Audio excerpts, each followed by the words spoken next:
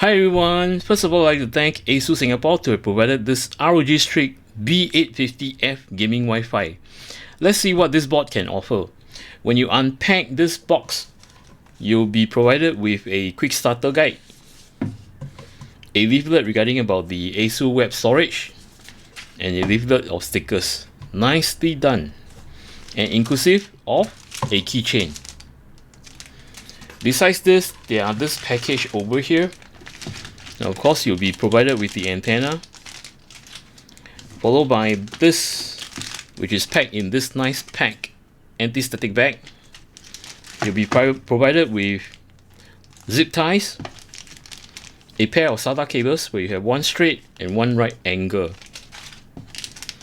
the Q release mechanism for your M.2, a spare Q release clip in the event if you were to damage this on the motherboard itself, right, you have a spare to replace this, and 2 bags of M.2 rubber studs, and of course the main unit.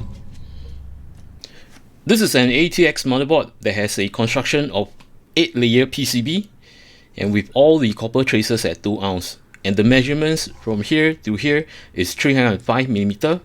From here to here is 244mm, and as for the thickness for the side VRM and the rear VRM heatsink, these are as follows. Measuring from the bottom to the top of the side VRM, this is at 35mm, and at the back from here to here is at 45mm. The first thing I'd like to talk about is the Wi-Fi antenna. This is swivelable, nicely built, and I like the base a lot, based on the fact that this is magnetic. See, so you can place this antenna any location of your case so long it's metal, and you just stay in place. Next is the locking mechanism. I love this mechanism so much, whereby in the past you will need to screw this to the socket, but this you just need to plug in. It's pretty straightforward, and if you want to detach, just pull it out, and it does require a bit of strength for you to pull out. Now, as for the design of the motherboard, as you can see over here, it's very sleek. All the attention to details, kudos to Asus. I kind of like it, but not overdoing it. And the only place that has ARGB is on the crest. Nicely done. As for the build quality wise, all this armor shield, or should I say VRM heatsink and armor shield, for the M.2, they are all aluminium. Starting off with the VRM heatsink, as you can see here from the side, is very chunky, but it does have pin stack, so that this will dissipate heat much more. Same goes to the rear, but the rear has a big advantage whereby this whole piece here, right, or should I say the top piece, this whole section here is in fact a flat piece, so it will dissipate more heat. That's good. The only thing is that this casting over here at the top, where it holds the ARGB crest logo, this is plastic. Else the rest are all aluminium. Now, speaking of which, the release mechanism on the M.2 is fantastic on this particular design, on the B series, where you don't have to press anything. In fact, you just pull. See, this is pretty neat, and you can just grab it. As for the bottom section, you need to unscrew. Now, there are times whereby I see builders, okay, right in front of me, having to unscrew all these screws, right, and they just scratch the armor plate, due to the fact that when they unscrew, right, they did not guide the screwdriver, so they do it this way. So if you sit right, you just scratch. So at all times, I have to advise, if you want to unscrew this, right, there are a total of 4 points that you need to unscrew, by the way. Guide your screwdriver with the other finger. Okay, so this will prevent you from slipping and to scratch the surface. Yeah, this is done. So let me just expose the underneath. See, simple. You won't scratch the surface and such. And if you want to put it back, I see people so clumsily, you know, it's like trying to angle and such. You don't have to. Press on the bottom part of all this screw, make sure that, you know, this, oh, by the way, these screws are captive, so you don't have to worry that you will lose or something. So what you need to do when you place it back, right, just press it at the bottom part, anchor the two bottom part.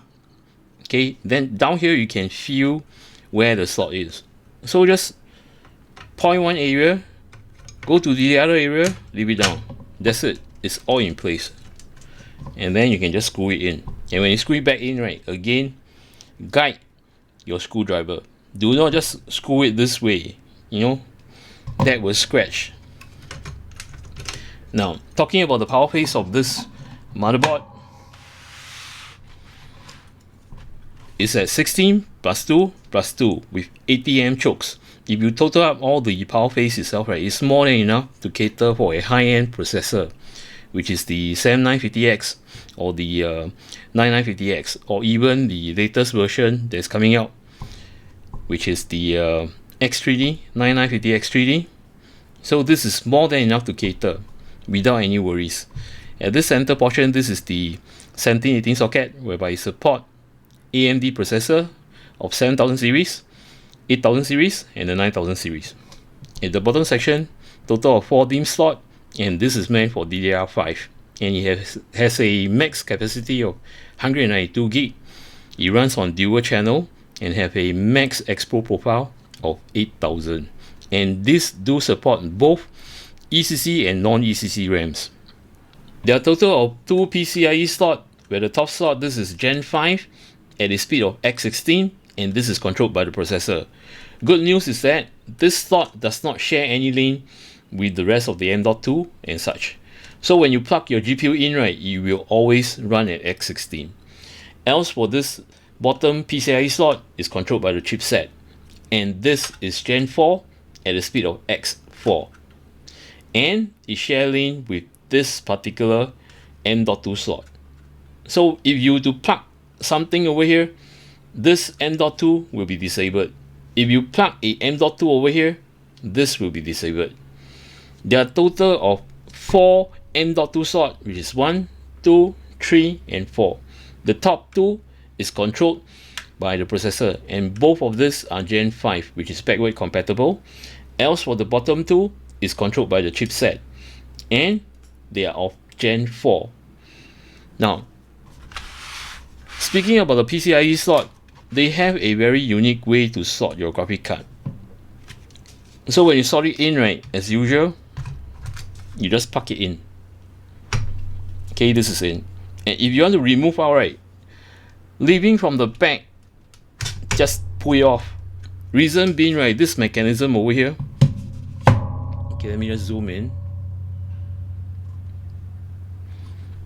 Okay, this mechanism here, in fact, it does bounce back. See? So when you slot your card in, right, this will lock in place. Okay, this will lock in place. It's kind of difficult because it's in the corner. So this will lock in place. So when you want to release the card, right, by pulling the back of the card, okay, this section over here, okay, this gap over here, we just lift off like this, okay, as a motion like this. So when it does this, right, it will release this, and this will bounce back in place, okay, assuming this is locked. So when you lift the card up, right, this will bounce back in place, so we can pull the card out. Now, as for the M.2, for the top slot, it's very straightforward too. All is needed is just to plug this in. Okay, you have this catch over here, press it down, and to put it in place. To release, just press and you will release. And I like how they implemented this mechanism where you slot the tail, right, to this. Instead of pressing and to spring load back and to catch, right, you're basically just doing this. Okay, see? So to release is just this, simple as that. As for the bottom section, Now they have this Q latch, okay, located. Okay, probably I'll zoom out. All this Q latch is located. So what you need to do, right, in order for you to lock the M.2, again slot to the slot, then press it back, press this down, and just hold in place. If you want to release, just press this. It's very straightforward. I like it. An additional info regarding about this M.2 rubber pad that comes in the accessory package. What's this for? In the event if you were to plug a M.2 with double-sided chip, where you can see over here, this is double-sided, you can just slot it in. The height of the rubber stud on the motherboard is just nice. See? So when you do this, right, it will cushion the back so that it will push, and this will enable you to touch the thermal pad on the armor shield. So this will give good thermal results. Else, if you are using a single chip, whereby you don't have the chip at the back, you have it at the front, okay, this is flat, then when you plug it in, right, you might have a difficulty to lift this up, as in like to push up in order to touch the thermal pad. So what Asus have really done, brilliant, they include this rubber pad for you to plug to this and to elevate the cushion. See, it lifts up the cushion. So double-sided is just nice. If single-sided, you can use this to push up the M.2. So when you do this, right, you will definitely, let's say this is a single chip, you will definitely be able to cushion below, like lift it up in order to touch the thermal pad. Nice touch. Now as for the connection point on the board, let's start off with the audio. Asus have done an in-house audio chip over here, which is known as the Supreme FX 7.1 high definition audio code, or should I say codec. They have made use of the ALC 4080 chipset. Now as for the connection, starting on my left, this is the audio header, whereby it's meant for your front headphone and microphone jack. Two 4-pin PWM fan connector, two 3-pin 5V ARGB connector, a Thunderbolt connector or header, this support USB 4, another 4-pin PWM fan header, and right over here, right, you will see total there will be 5 pins. Okay, and at the bottom 3 pin you have this dip switch. Now at default, this is where it locks the capacity of the V-core of the motherboard. If you're doing extreme overclocking and you need more V-core, switch it to the CPU overboard. Okay, this is by plugging this, right, you are activating the CPU overload section, whereby you can pull much more V-core. But at all times, I would say that if you're not doing extreme overclocking and you don't need so much V-core, which is like, you know, having a V-core of 1.6, 1.7 and such, right, if you do not need that, please do not plug to the front 2 pin. Leave it by default, which is the last 2 pin. Now right at the top, this is the T sensor, whereby you can purchase a additional sensor probe, plug to here. At the end of the sensor probe, you can just measure any thermal of the components within the motherboard itself, and that thermal temperature will reflect on hardware info 64 or IDA 64. You'll be provided with 2 USB 2.0 socket, an additional 4-pin PWM fan header, and this is for the front I/O, where you plug your power switch, your reset switch, your power LED, and your hard disk LED. Now moving to the front, hidden underneath this chipset armor shield, you have 2 SATA port,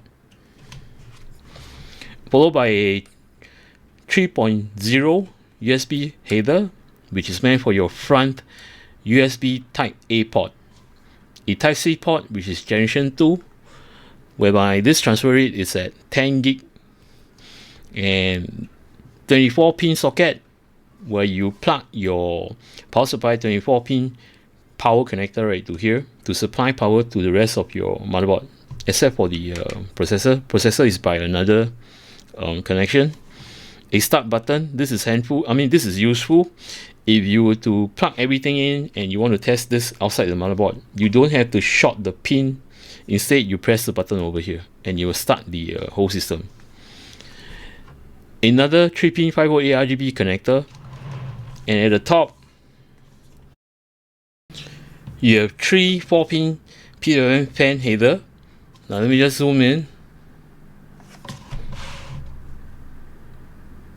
Now, if you are using a liquid AIO or a custom water loop pump, make sure the pump header is plugged to this black PWM fan header.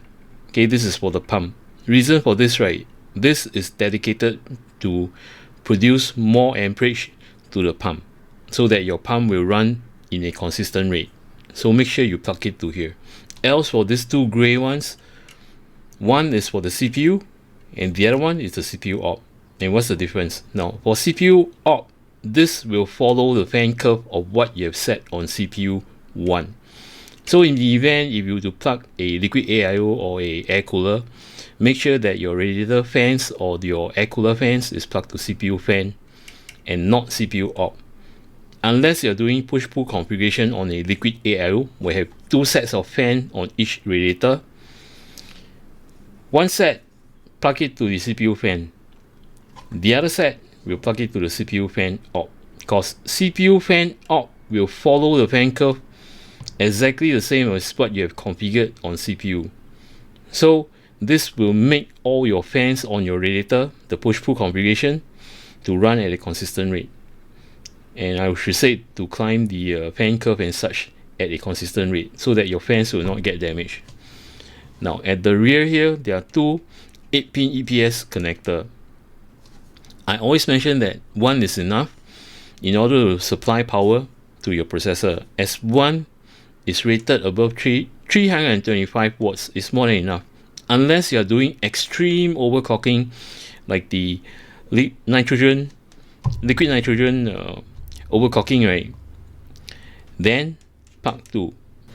At the rear, this 2 port is making use of the integrated graphic that's built into your processor. Starting off with the display port, this is version 1.4 and is able to project max to 8K 30Hz.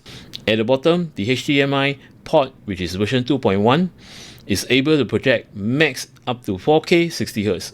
There are a total of 10 USB type A port. Starting off with the blue ones, this is version 3.2 and Gen 1, which has the capability of transfer rate 5 gig. The red ones over here, these are version 3.2 again, but generation 2, that has a transfer rate of 10 gig. The rest, which are in black, these are version 2.0, and having this special highlighted line port, this is meant for you to do your BIOS flashback. Now at the bottom, there are 2 Type-C port, whereby the first is generation 2, or should I say version 3.2 generation 2, has a transfer rate of 10 gig. Else at the back, this is generation 2 times 2 and has a transfer rate of 20 gig. And over here you have the clear CMOS button, and this is the BIOS flashback, which makes use of this port. Now at the top over here, this is a 2.5 gig Ethernet port, which is from Intel. And this section over here, these are the Wi-Fi 7 socket, and it does support Bluetooth or version 5.4.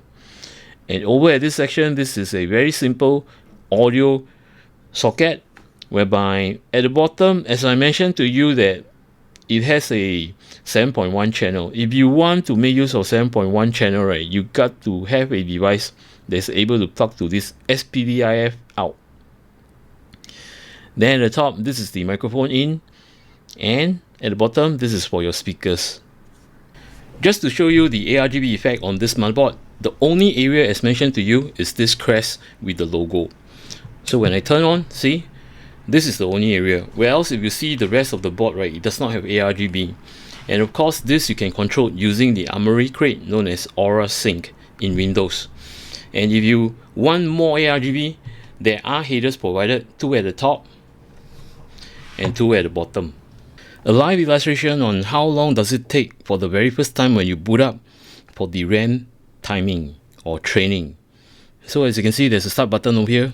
The moment I start over here, right on my left, this is where there's a black screen. It will prompt to UEFI once everything is verified. And right at the center, this section over here, this is where the stopwatch is. So the moment when I press start and you see lights over here, I will just press the stopwatch. Here we go. And yes, there are debug code over here.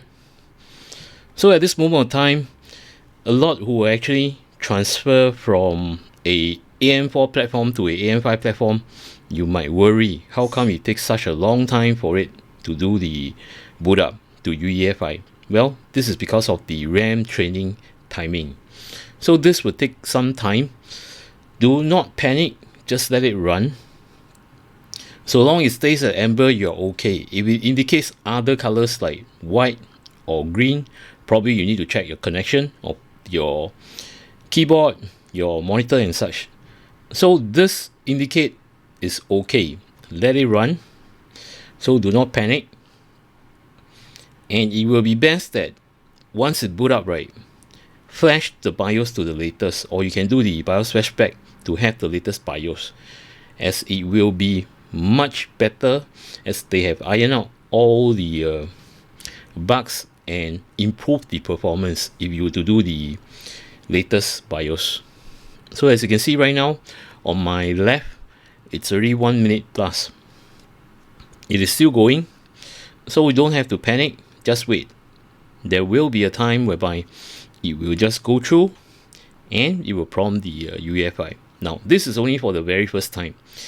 Once you have gone through the first process and when you boot up to UEFI, the next time if you shut down the machine or you restart the machine, it will be faster. The reason for this RAM timing itself is that it's going to pull up all the profile that is on this RAM itself. And also another thing is that to verify what voltages, what timing and such. So that's why it's actually taking such a long time.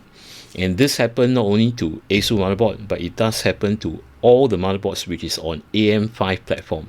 Be it you are running on 7000 series processor or 8000 series processor, or even the latest 9000 series processor, it will take this long.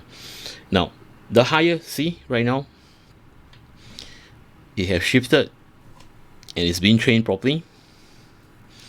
As I was saying that the higher your memory is, right, memory kit is, the longer it will take.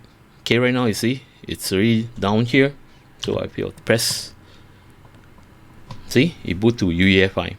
So it takes exactly about 2 minutes 31 seconds, in fact, because I have a pause on there. Now as I was saying that for RAM training timing itself, right, it will take a much more longer time if your RAM kit are of a higher capacity. Right now I'm using a 32 gig kit, so if you use 64 or even up to 96 or even 192, right, that would take even longer. The max time I will try on a 64 gig kit, okay, that takes about 6 to 7 minutes. So do not panic. Now I'm just going to shut down the machine and to show you how fast the process go, because this is for the very first time. So imagine that you have done this, and when you switch off the machine itself, let me just reset, and I'm just going to hit the start button again. Okay, turn it on. Now the moment I click on start, see, because it have already recognized your RAMs and profiles are all pulled in, that's why the second time when you boot up, or should I say right after the RAM timing have done, right, the boot up will be much faster, and it will take, I would say, probably about 30 seconds to boot up. See, it's done. In fact, it's 22 seconds on my screen itself.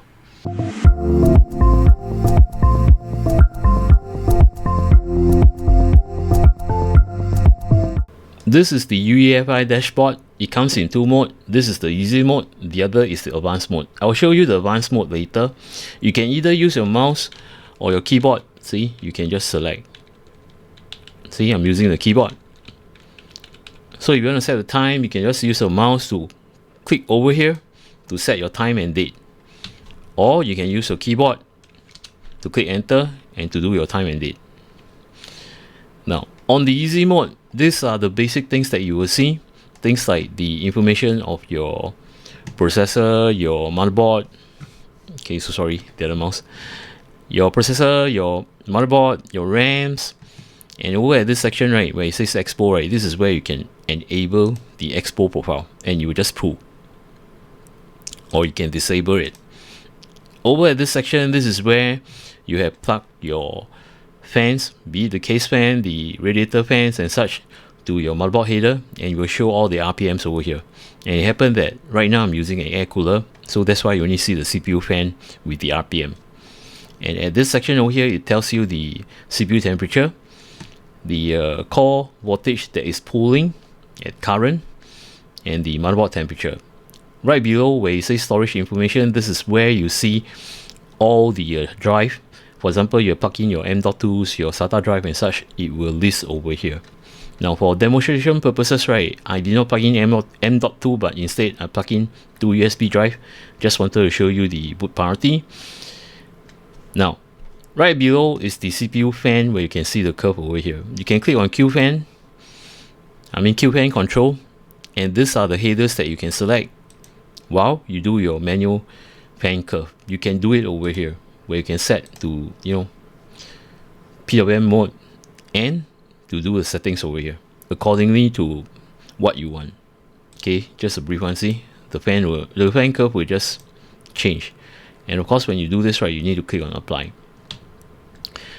Now next will be this easy system tuning, whereby if you are lazy to do manual work and such, right, you just want to boost, you just want to plug and play and boost, let the system tinkle, you can do that. You just click this, right, you will go to PBO enhancement mode, whereby this will let the system determine how much cooling that you have provided and how much the processor can push based on the cooling.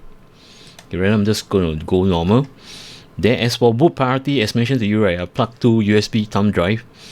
Imagine that this first USB thumb drive is running on Windows, and the second one, which is says Viber Team, is running on Linux. Let's say you want to boot up the system to Linux, you can just drag this and pull it out. So with the Viber Team and the first priority, right, you will boot up to Linux instead of Windows. If you want to do it on Windows, you just need to drag the bottom to the top. So it depending on which drive you have installed the Windows OS and the Linux OS. Now right at the bottom, you have this Q dashboard, where it shows you what are the things that you have plugged to your system. For example, I plug in the USB drive, the Bluetooth keyboard and mouse, the CPU and such. And one thing good about this is that when you click on the allocated areas, right, for example the CPU fan, when you click on this, right, it will take you to the settings. But one thing I do not like is that when you press escape, right, say it goes back to this dashboard, you should be going back to this. So this is something which I believe Asus is working on for future enhancement and such. Now default, that means to say whatever settings you have done over here, right, you wouldn't want to save the default. You can just, you wouldn't want to save your settings. You can just save it to the, you can set it to your factory default, which you click on default. Save and exit, I don't have to mention about it. Now advanced mode, which I'll show you roughly over here. Either you use your mouse to click here or press F7. See, this is the advanced mode. But back to the easy mode first, as I'm not finished with the top. Now you can select to change languages as you like. For example, let's say you want Japanese. See, it will show you in Japanese. So right now I'm just going to go back to English. As for search, right, for example, let's say you want to tune your CPU fan. Okay, when you click on search, right, instead of hitting here and there, you just go direct, which is CPU. Oh, sorry, I should say CPU fan.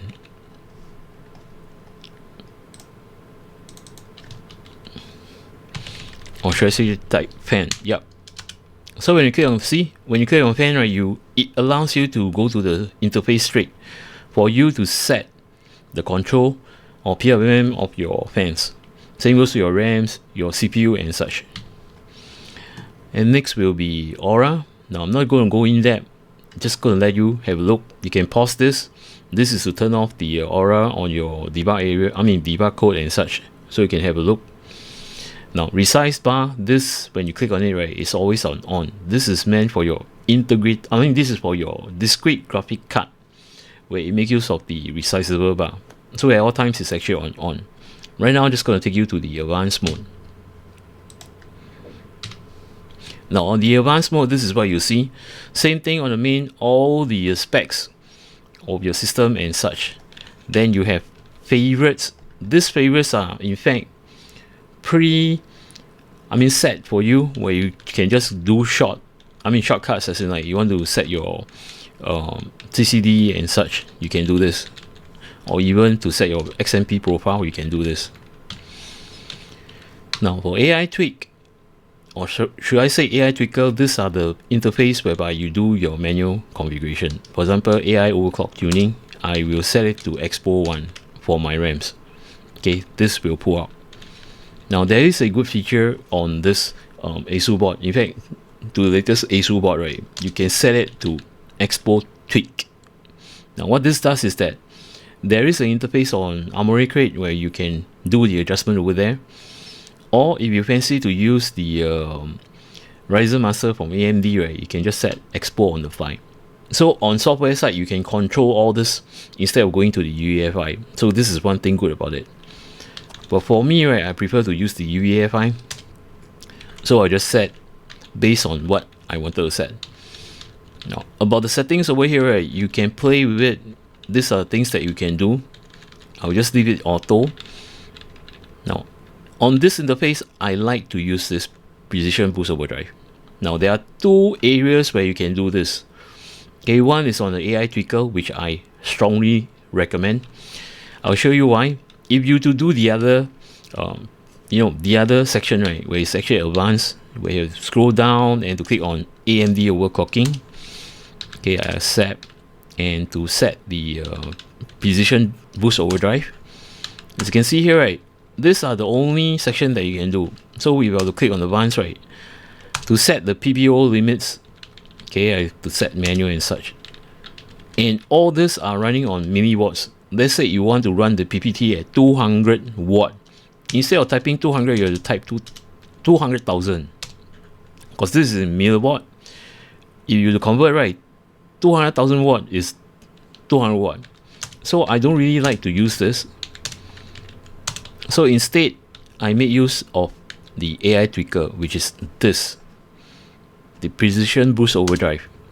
Over here, right, when you do the settings, see, you can have the AMD echo mode, and also to do the enhanced mode, or should I say enhancement mode, where you can do direct, as in like not having the system to run more than 70 degrees Celsius. So when you do this, right, it will clock accordingly and to pull. Okay, this is some kind of shortcut.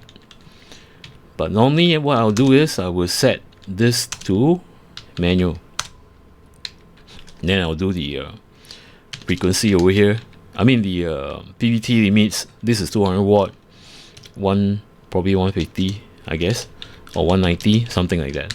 So we can set all these things to what you tune manually. And of course, you do have the curve optimizer, which is this, which a lot of people will be using. As in like to set all cores to negative, just for better performance and such. You can start with 30. If the system is not stable, you can go up to 20. And why am I saying going up? Because this is a negative value.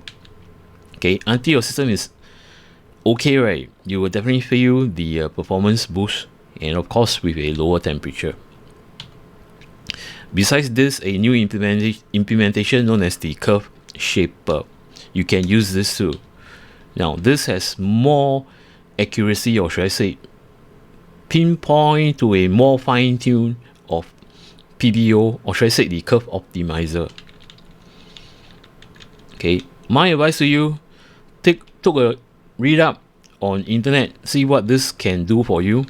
In fact, when you're doing this, right, we used to use the curve optimizer, but if you are using the curve shaper, right, don't use the curve optimizer, just use this will do, because it pinpoint to mid area, low area, then middle frequency, high frequency, and such. And each frequency, right, you have a different temperature point. Okay, I'm not going to go in depth. As mentioned to you, go do read up on this. This will even enhance more on your performance of your processor and to bring down a much lower temperature. Okay, besides this, right, I do tweak on the core voltage. Okay, as in having to offset. I love doing this offset for some reason. Then having a negative sign, make sure it's negative, right? It's not positive. Then you do the voltage, which I know that in general you can do 0.05 volt. If you have a very good bin or processor, right, you can do up to 0. Oops. So sorry about this. Yeah, you can go up to 0.075 or even 0.1 if you have a very good bin chipset. Okay. So this is what are the things that I will do. The rest you can play with it. You can also set your RAM voltage and such. Now speaking of RAMs, right, there is a section that you will need to take note of. Okay, let me see if I could get that. I believe it's under DRAM timing. Yeah, that's right, DRAM control timing. Now this you can set your DRAM type timings, but often what I'll use, right, and to advise gamers, right, to come to this section, go down right below where you can see that there's one section known as the uClock DIV 1 mode. Now this is game mode 1 and game mode 2. Okay, if you set game mode 1 or game mode 2, right, this will push your game to perform even better and having higher FPS. So these are the things that you might want to set.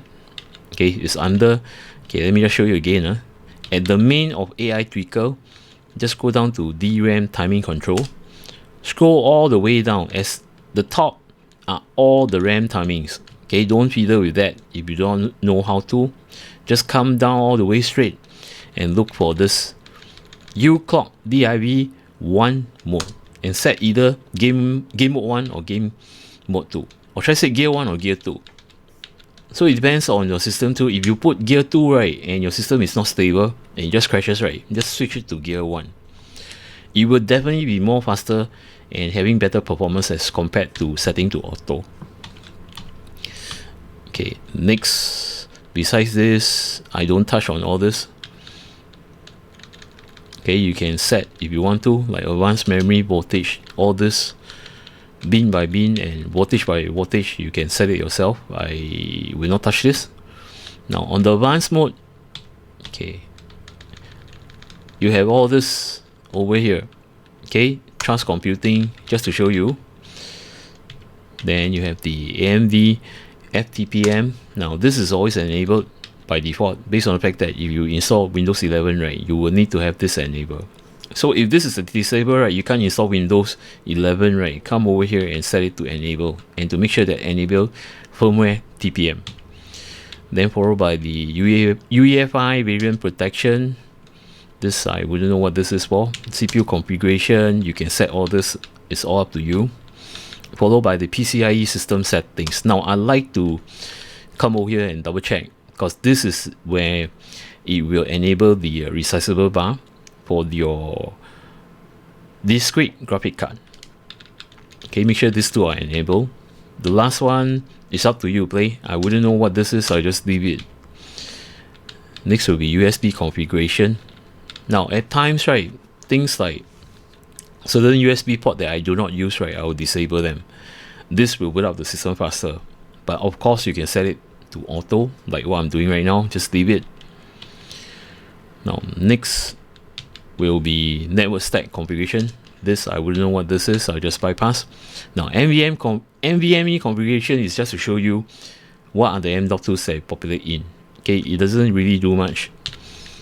Now for the hard disk SSD smart information, okay, this in fact is an indication to tell you that how good your hard disk is. Is it on bad condition, good condition, and such. So this section here, right, it will tell you exactly, as you can see the value over here.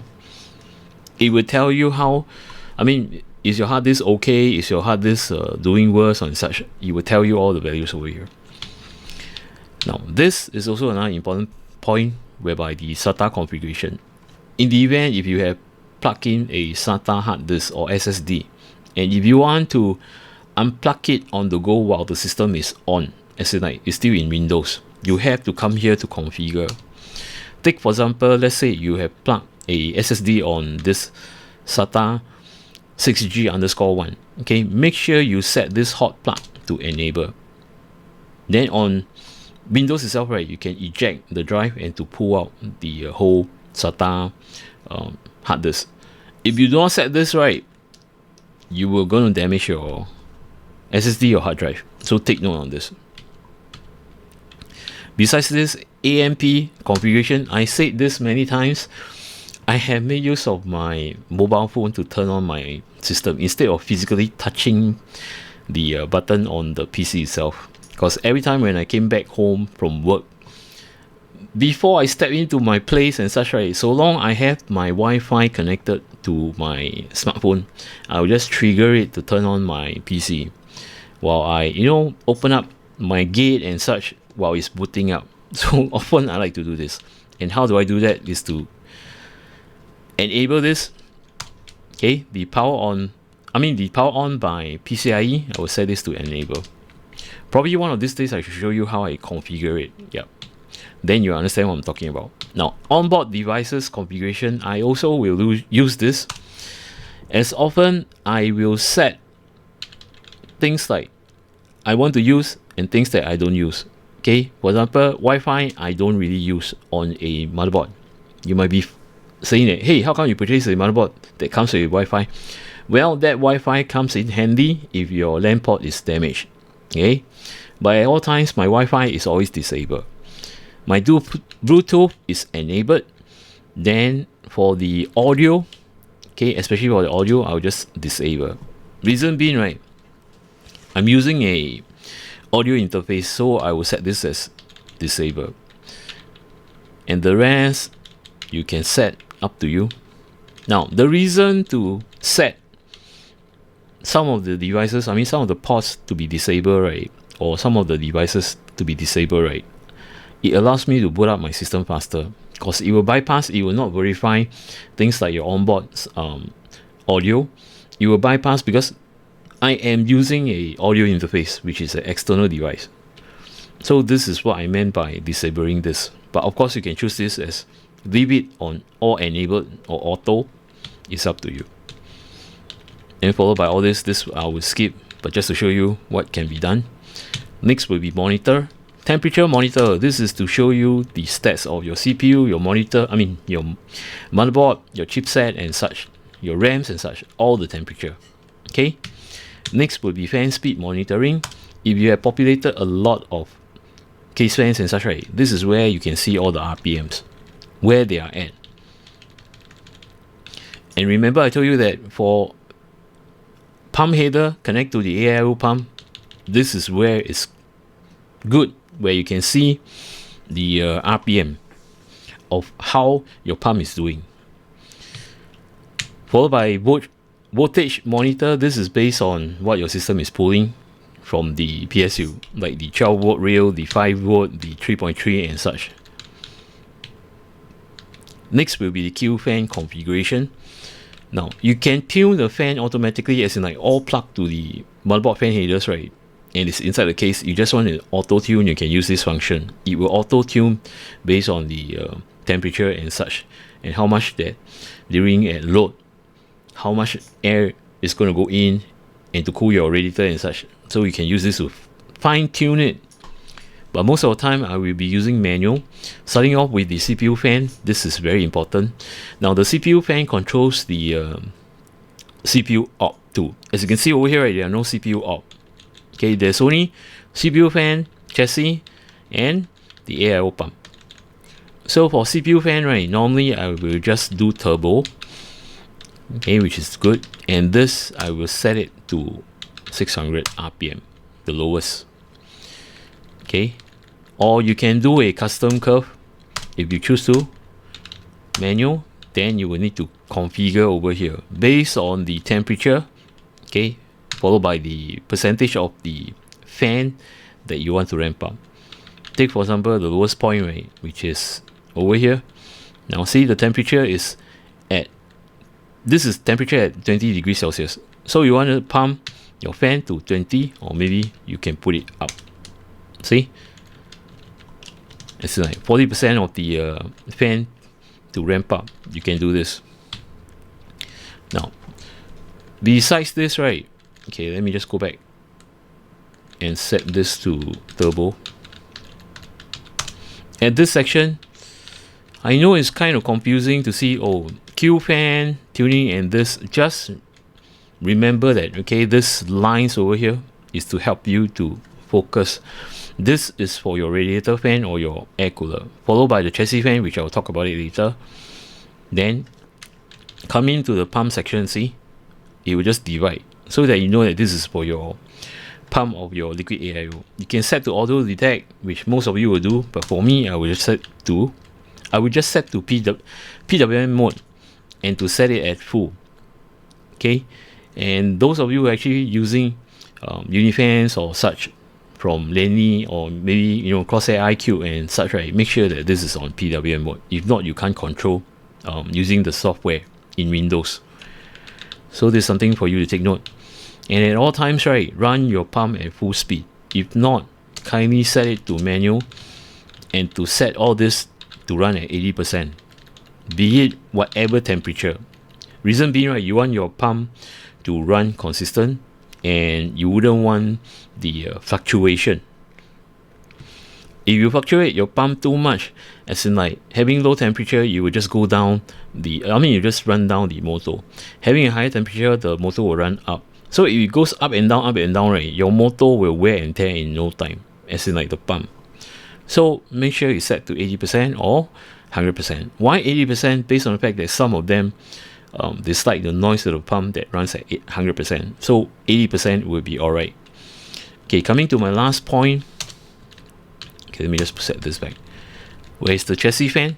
When you click on this, right, it will give you more sections. See, chassis 1, chassis 2, chassis 3, chassis 4, and such. So all this section, just like how you configure the CPU fan and your pump, right, you can do it here too. Okay, so this is all about the fans itself. Next will be boot. Now CSM, I will just skip. This is for legacy. For people who play Valorant and such, who need secure boot, okay, this is where you set. Instead of standard, set it to custom. So for those of you playing Valorant, right, this is a must. Okay.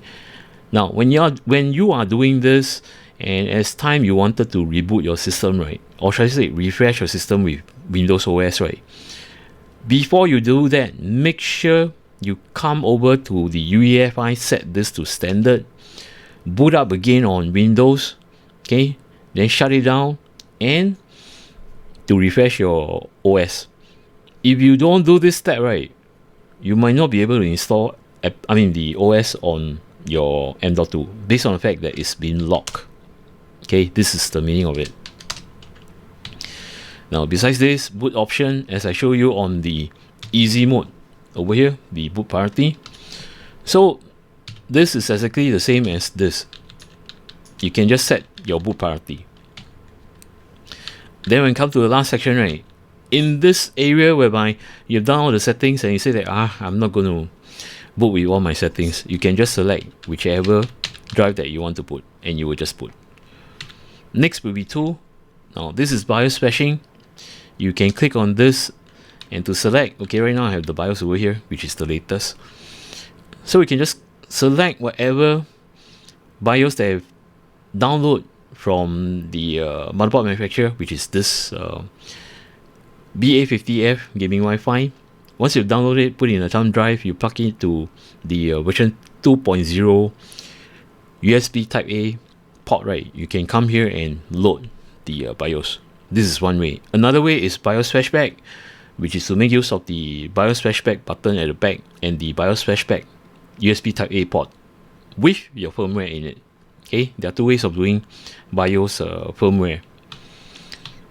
Okay, do you want to leave? Yes. Okay.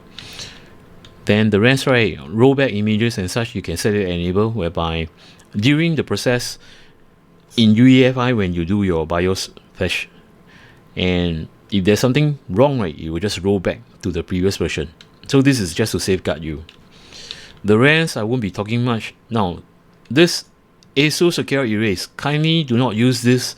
I know you can secure erase your M.2 with this function, but I've tried some of the M.2s, right, they don't like the function of this. Instead of having a secure erase, the whole drive is gone. I can't format, I can't wipe, I can't format, I can't install OS on it. So try not to use this. I would advise, if you want to wipe the data and to do secure erase, right, of your M.2, make use of the application that comes along with the M.2. The rest, okay, Q dash as mentioned, you can see. User profile. If you have done all the configuration that I mentioned earlier, right, on all this section over here, you can save this profile. Okay, you have to name it, then save it to which profile. See down here. So once you save it, right, next time you want to load, you can load. It's pretty simple. At the bottom, as you can see here, right, load profile. I've not saved any profile right now. If you save, right, you can load profile. Then when you click on this, right, it will take you to the top and you select the profile that you want to load, as in like your settings that you've done in UEFI.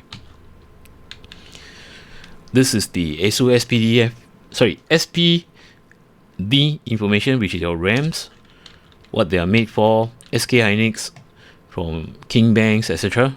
Okay, just telling you all the JDEC specs and such. Then hotkey. Okay, hotkey is meant for you to toggle within the UEFI where you should be what you should be doing. If you press F3, right, you will go to the Asus EZ Flash in UEFI, or you can set accordingly to what you want to do. Okay, last but not least, this is also very important, the Asus driver hub. Make sure this is enabled.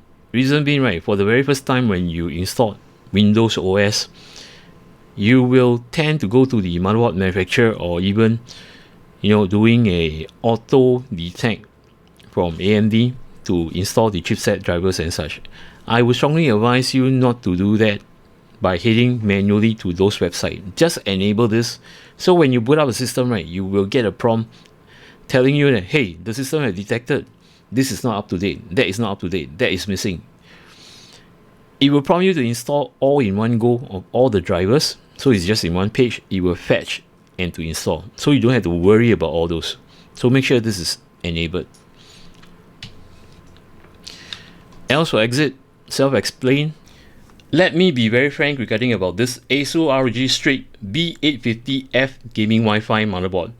If you are only into gaming, this board will be enough for you, or sufficient for you, as the advantage of this motherboard, where you plug your graphic card at the top PCI-E slot, this will run at X16 full speed, and it's not shared lane with any other slots, which is good. And if you are into light content creation, this board might be for you too, as there are total of 4 M.2s, sufficient storage, sufficient cache drive just for you, and you can do gaming too. But if you are into streaming and such, where you need a capture card, which is slot at the last slot, do take note. If you populate this, right, you will sacrifice one of the M.2. And if you to plug the M.2, this will be disabled. So something to consider. But be whether you occupy it here and sacrifice the one of the M.2 slot, you still have three M.2 slots, plenty of capacity on storage and to save your games and such. Now, another bonus for content creator, if you do not use a capture card for streaming and such, right, there are tons of ports for you to use. See, a lot of USB port. You can select whether to transfer your your data through the 5 gig port or the 10 gig port. Even using a type C port, you have 10 gig and 20 gig, plenty for you to sort onto, which is good. But the only thing is that if you are into a much more enhanced kind of content creator where you need to project your integrated graphic, the integrated graphic that is built in your processor, right, with a USB type 4, right, this does not have that. So do take note on that. But you still can make use of the HDMI or the DP. So this is only the downside. Other than that, I have no complaints regarding about this board. In fact, it's a mid-tier board, and it's an upgrade over the previous review that I've done on the B850M Tough.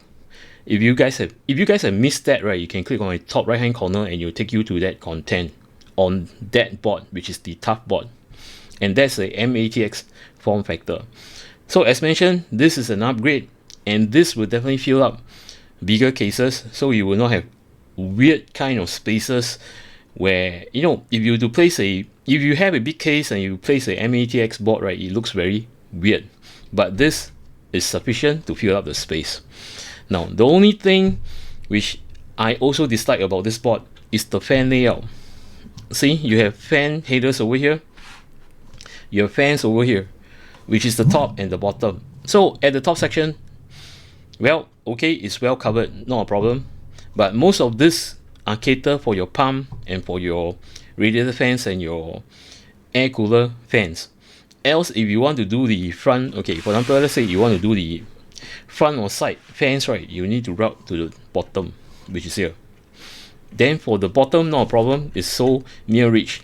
But for the rear, right, see here, there are plenty of space over here. Probably I would say that it will be a good idea to plot another 4-pin PWM fan connector over here just for your rear fan. Shorter route, instead of routing your wire all the way to the bottom. So this is the only thing that I kind of do not like. Other than that, the mechanism is solid, the VRM is solid, all full aluminium except for the top part where you have this plastic casing. Sometimes I really wonder if they could actually do without the plastic covering and to embed the ARGB on the aluminium itself. That would be even better. So that will help in more heat dissipation. But overall, this will still work, function as they should. And another thing is that I like this this locking mechanism. In fact, I like this more than the X870E, to be honest with you, because this, right, is total secure. It's not clip. Just going to show you. See, so when you slot this back to it, right, you look at this. This will crawl to, it's like, will grab to your M.2 slot, giving more, or should I say, a very firm grip to have your M.2 both side of the chip, right, to touch the thermal pad at the top and at the bottom. And other than that, the rest of the mechanism on the M.2 at the bottom slot is also well done, whereby the X870E, they do have that with the release Q latch on all the M.2s. Well done. Now that's all I have to say about this board. Basically, as mentioned, this is a mid-tier board. If you are into gaming, full gaming, this board is definitely for you. For light content creation, also for you. But if you want to do something heavier, right, having more high generation M.2s and such, right, then probably you might want to choose another board. With this said, I'd like to thank Asus Singapore to have provided this board for me to share with everyone. And if you guys are new to my channel, welcome to my channel. If you like my content, do remember to subscribe and to click on the notification bell button. Till then, take care, goodbye, see ya.